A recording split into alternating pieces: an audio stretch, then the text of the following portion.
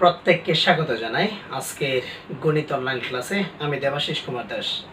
আজকে অষ্টম শ্রেণীর দ্বিতীয় অধ্যায় অর্থাৎ মুনাফা থেকে অনুশীলনী 2.2 নিয়ে আলোচনা করব। আর 2.2 আলোচনা করার পূর্বে আমাদের এই অনুশীলনীর অঙ্কগুলো করতে যে সূত্রগুলো লাগবে সেই সূত্রগুলো এক ঝলক একটু দেখে নিই। সেই সূত্রগুলো হচ্ছে, এক নাম্বার যে সূত্র সেটা হচ্ছে I is equal P and R।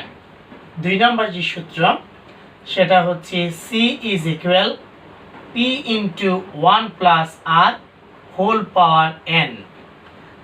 তিন নম্বর যে সূত্র সেটা হলো চক্রবৃদ্ধি মুনাফা। আর চক্রবৃদ্ধি মুনাফা মানে হলো C minus P। আমরা এই সূত্রগুলো ব্যবহার করব।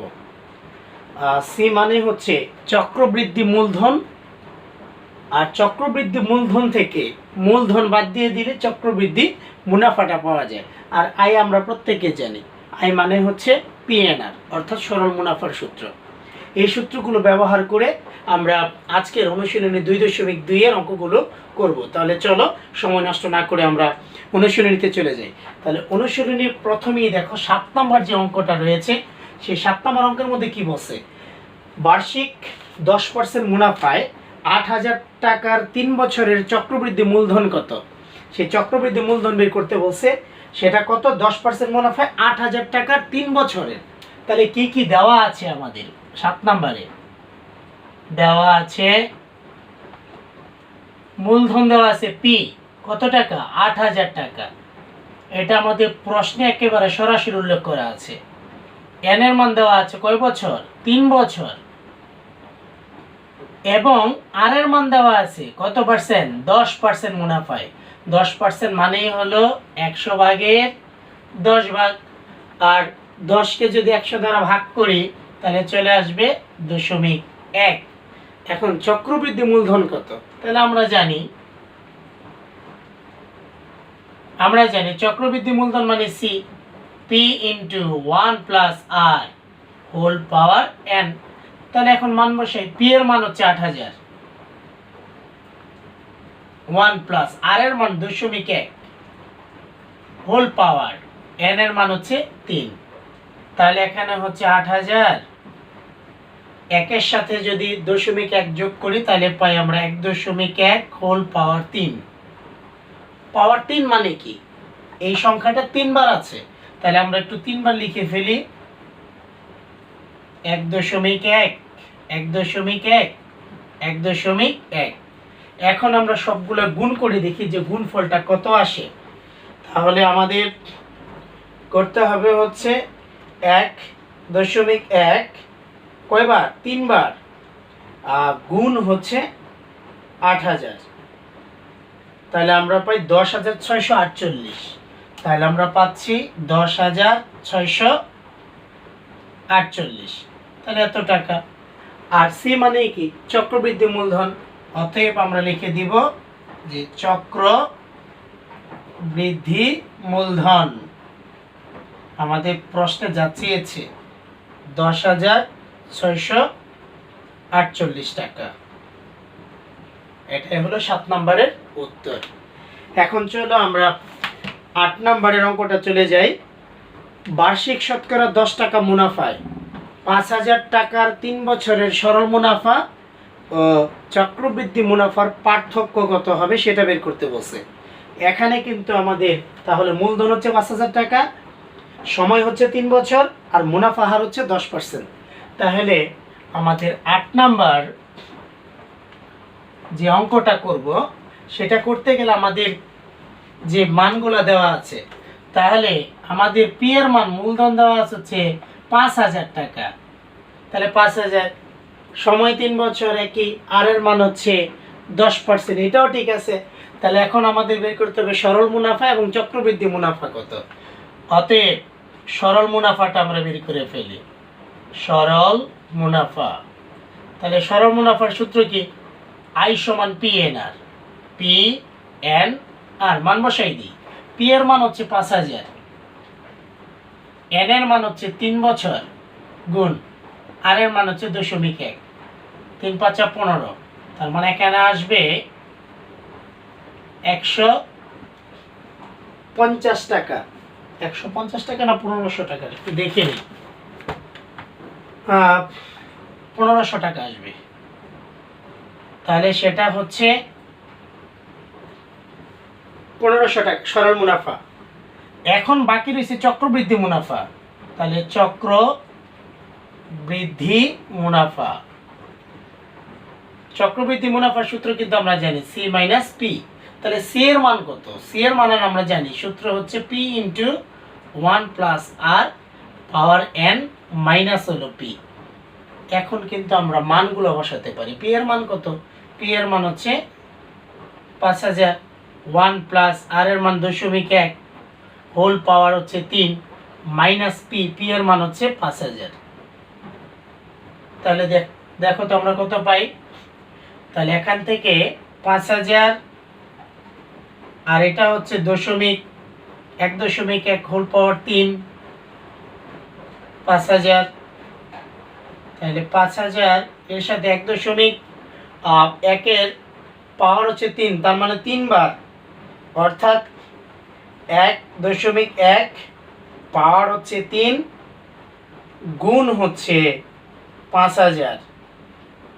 তাহলে এটা পাই হচ্ছে 6655। এটা করলে আমরা যা পাবো 1.1 মাইনাস হচ্ছে 5000। তাহলে এইটা গুণ করলে আমরা পাই 6655, বিয়োগ হলো 5000। তাহলে 5000 যদি বিয়োগ করি তাহলে কত থাকে? 1655 টাকা। তাহলে আমরা সরল মুনাফা পেলাম 1500 টাকা, চক্রবৃদ্ধি মুনাফা পেলাম হচ্ছে 1655 টাকা। তাহলে চাইছি হচ্ছে পার্থক্য কত। অতএব পার্থক্য হচ্ছে 1655 বিয়োগ হচ্ছে 1500, এত টাকা। তাহলে কত থাকে? 1655 থেকে 1500 বাদ দিলে থাকে 155। তাহলে পার্থক্য হচ্ছে 155 টাকা, যা আমাদের প্রশ্নে চেয়েছে।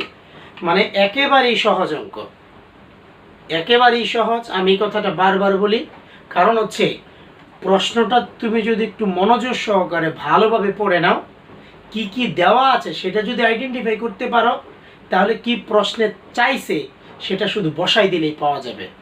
কারণ সূত্রগুলো তো আমাদের মুখস্থ, কারণ সূত্র ছাড়া তো আমরা অঙ্ক করতে পারবো না। তাহলে চলো আমরা পরবর্তী যে আমাদের 9 নম্বর যে অঙ্কটা আছে সেই 9 নম্বর অঙ্কটা করে ফেলি। তোমরা বই থেকে প্রশ্নটা ভালোভাবে একটু বুঝে নাও যে 9 নম্বর প্রশ্ন আমাদের কি বলছে। একই হার মুনাফায় কোনো মূলধনের 1 বছরান্তে চক্রবৃদ্ধি মূলধন হচ্ছে 6500 টাকা, 2 বছরান্তে চক্রবৃদ্ধি মূলধন হচ্ছে 6760 টাকা। তাহলে মূলধন কত? তাহলে মূলধন আমরা আগে ধরে নিই। 9 নাম্বার আমরা প্রথমেই ধরে নিই, ধরি মূলধন পি টাকা এবং একই মুনাফা হারে বলছে। তাহলে মুনাফা হারটা আমরা ধরে নিই, মুনাফা হার হচ্ছে আর। তাহলে 1 বছরান্তে চক্রবৃদ্ধি মূলধন, তাহলে 1 বছরান্তে, 1 বছরান্তে মানে 1 বছর অন্তে মানে শেষে, 1 বছর পর, 1 বছরান্তে চক্রবৃদ্ধি মূলধন,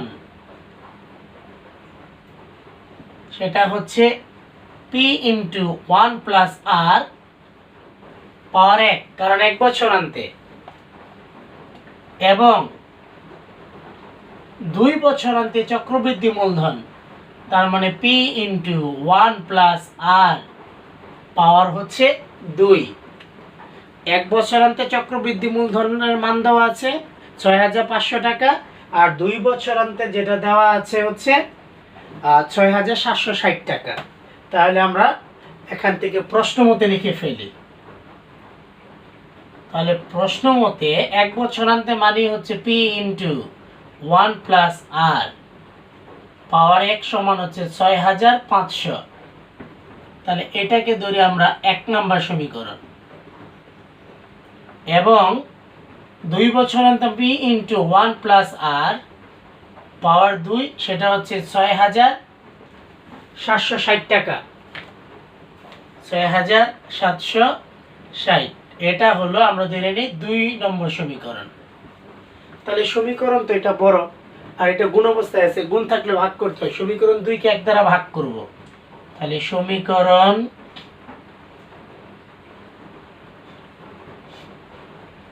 2 কে 1 দ্বারা ভাগ করে পাই। তাহলে ভাগ করি, তাহলে 2 থাকবে উপরে, P ইন্টু 1 প্লাস আর পাওয়ার 2 ভাগ হবে P ইন্টু 1 প্লাস আর পাওয়ার 1। এখানে হচ্ছে 6,760 ভাগ হবে 6,500। এখন পিপি কাটাকাটি যায়, 1 প্লাস আর উপরে 2টা নিচে আছে, একটা কাটাকাটি গেলে আর একটা থাকে, 1 প্লাস আর থাকে, সমান 6,760 কে 6,500 দ্বারা ভাগ করলে 1.04 থাকবে। এটা হচ্ছে 1 প্লাস আর এর মান। আমার যেহেতু সরাসরি কত মূলধন চাইছে, সে মূলধন আমরা পাবো সরাসরি 1 মধ্যে যদি 1 প্লাস আর এর মানটা বসাই দিই। তাহলে এখানে লিখি 1 প্লাস আর এত এর মান 1 বসাই। তাহলে P ইন্টু 1 প্লাস আর সমান হচ্ছে 6,500, মান বসাই দিই। তাহলে P ইন্টু 1 প্লাস আর এর মান কত? 1.04 আর 6,500। তাহলে এখানে P থাকবে, তাহলে 6,500 ভাগ হয়ে যাবে 1.04। এবার 6,500 কে যদি আমরা 1.04 দ্বারা ভাগ করি, 6,500 ভাগ 1.04, তাহলে পাই 6,250। তাহলে আমরা পাই 6,250। তার মানে P মানে কি? মূলধন। তাহলে আমরা কিন্তু সরাসরি লিখব যে মূলধন 6,250 টাকা। আমাদের প্রশ্নে বলেছে যে মূলধন কত, তাহলে আমরা মূলধন বের করে ফেললাম। তাহলে চলো আমরা পরবর্তী অঙ্কটার মধ্যে চলে যাই। পরবর্তী অঙ্ক হচ্ছে 10 নম্বর। বার্ষিক শতকরা 8.50 টাকা চক্রবৃদ্ধি মুনাফায় 10,000 টাকার 2 বছরের সবৃদ্ধিমূল ও চক্রবৃদ্ধি মুনাফা নির্ণয় করো। তাহলে প্রথমে বলছে এখানে 8.50 টাকা মুনাফায়। তাহলে মুনাফার মানটা আমার দেওয়া আছে এখানে। তাহলে দেখি মুনাফা দেওয়া আছে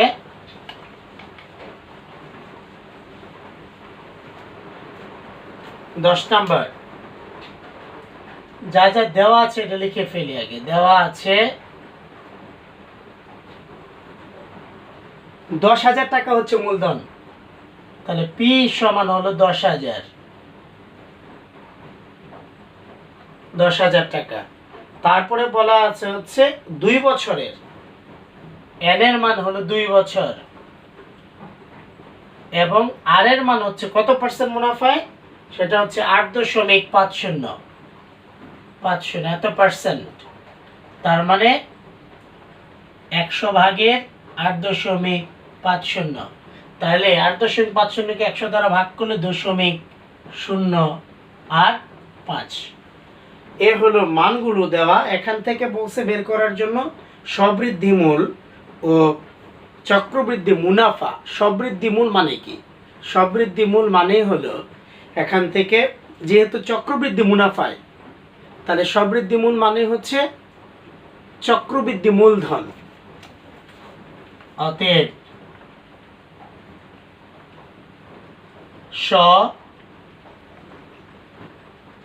বৃদ্ধি মূলধন আমাদের যেটা বের করতে বলছে, বা সবৃদ্ধি মূল।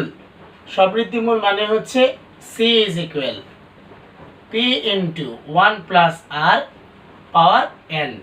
তাহলে পি এর মান তো আমরা জানি 10,000, 1 প্লাস আর এর মান জানি 0.085, আর পাওয়ার হচ্ছে 2। তাহলে 10,000 1.085 পাওয়ার হচ্ছে 2। তাহলে 10,000 গুণ 1.085 কারণ পাওয়ার 2 আছে এজন্য 2 বার লিখলাম। এবার আমরা একটু দেখি কত আসে। 1.085 পাওয়ার হচ্ছে 2 গুণ হলো 10,000, আমরা পাই 11,772.25। তাহলে এটা হলো সবৃদ্ধি মূলধন বা সবৃদ্ধি মূল। এখন এই যে সি এর মান থেকে যদি আমি পিটা বাদ দিয়ে দিই তাহলে চক্রবৃদ্ধি মুনাফা পাওয়া যাবে। অতএব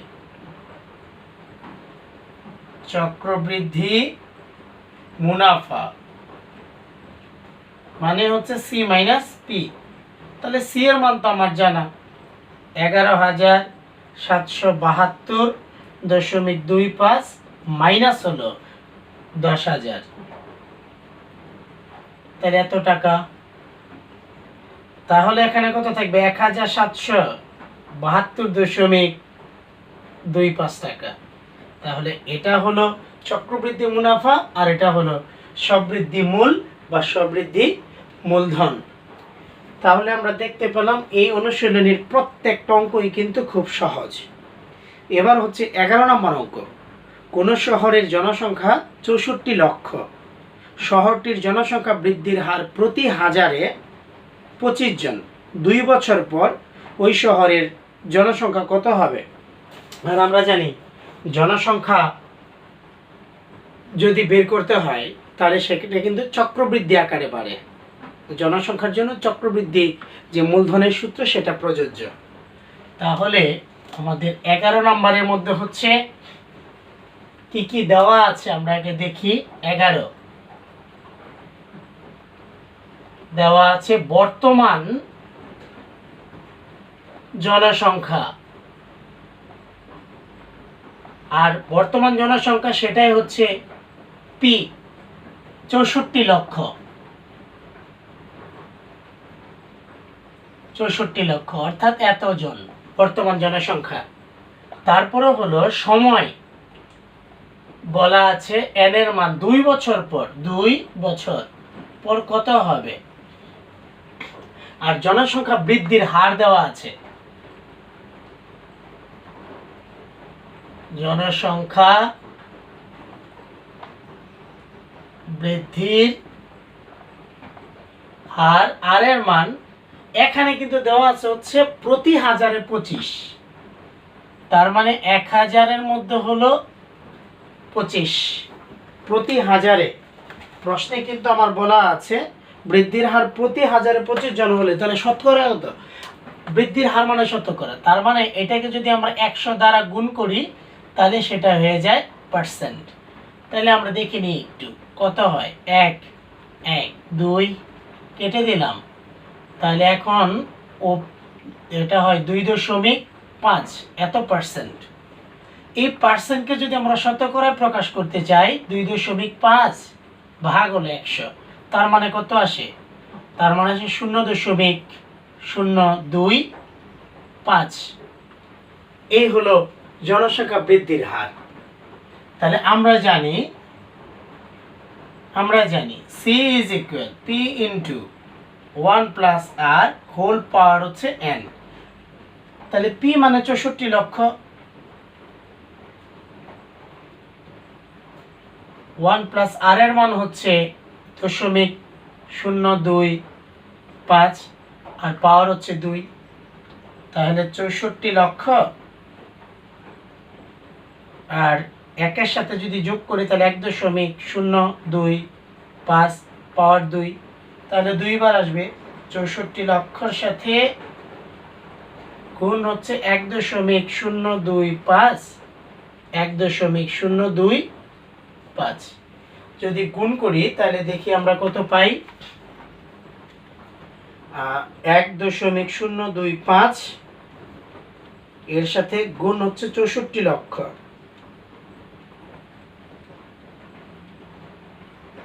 67,24,000, 67,24,000। তাইলে আমরা কত পাই? একক, দশক, শতক, হাজার, অযুত, লক্ষ। তাহলে এতজন। তাহলে 2 বছর পর জনসংখ্যা হবে এতজন। অতএব 2 বছর পর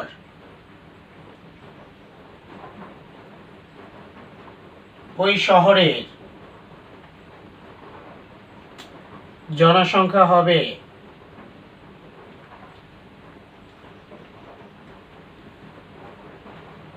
67, 24 আর 3টা 0 এতজন, অর্থাৎ 67,24,000, যা বর্তমানে আছে 64 লক্ষ হয়ে যাবে 67,24,000 জন। এই হচ্ছে অনুশীলনী 2.1 যে অঙ্কগুলো আছে তার মধ্যে প্রত্যেকটা নিয়মের অঙ্কই। আমি আশা করি আজকের ক্লাসটা তোমরা মনোযোগ সহকারে করেছ। তার পরবর্তী আমি ক্লাসটা করব এই অনুশীলনী 2.1 এবং অনুশীলনী 2.2 এর সম্মিলিত সৃজনশীল, অর্থাৎ তোমাদের পরীক্ষার মধ্যে এই অনুশীলনী থেকে অর্থাৎ এই অধ্যায় থেকে যেভাবে সৃজনশীল প্রশ্ন আসতে পারে আমি সেভাবে তোমাদেরকে প্র্যাকটিস করিয়ে দিব আগামী ক্লাসে। তোমরা ভালোভাবে বাড়িতে অঙ্কগুলো প্র্যাকটিস করবে, তাহলেই তোমরা পরবর্তী যে সৃজনশীল অঙ্কগুলো আসবে সেগুলো ভালোভাবে করতে পারবে। সবাই ভালো থাকবে, সুস্থ থাকবে, বাড়িতে বেশি বেশি পড়াশোনা করবে।